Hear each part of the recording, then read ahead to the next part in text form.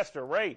With the Democrats about to take control of Congress, will that cause the Iraqis then to take the demands more seriously? With us now, former Secretary of State Lawrence Eagleburger, by the way, a member of the Iraq Study Group, so there's some things he can and cannot speak about. We understand that. Secretary, good to have you with us. Congratulations for being part of this group.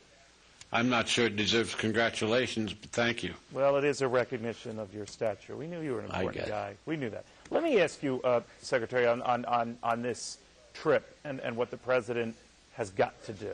What do you think? Can you hear me, Secretary?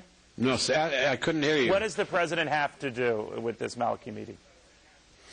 Well, what he has to do is he's got to tell him that the Iraqis are not dealing with the necessities of making themselves run that country anywhere near as well as they should. And Mr. Maliki is going to have to come down very hard on his own people.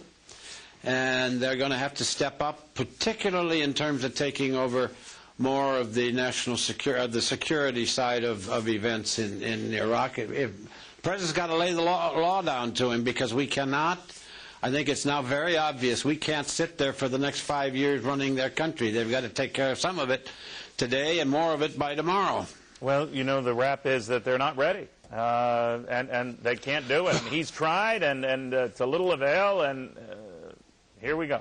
What do you say? I don't believe that. I don't believe that I agree with you, they haven't succeeded, but I don't think they have put enough effort into it. Look, number one, and this I think we do have to understand, is they're in the middle basically of a civil war between two religious groups, and that makes it tough for him, but it's not impossible. And the biggest problem they have, I think, is growing corruption and the need to bring some order to this whole process by more detail coming from the central government, more demand from the central government, more control from the central government.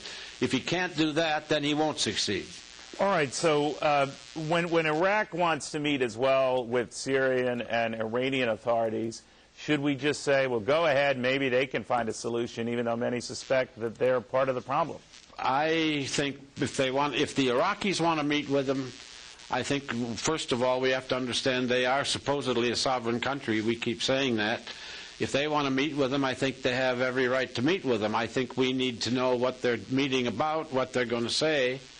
But if they want to meet with the Syrians and the Iranians, I don't mind that. One of the things we have to keep in mind is that the longer-term threat for all of that region is Iran.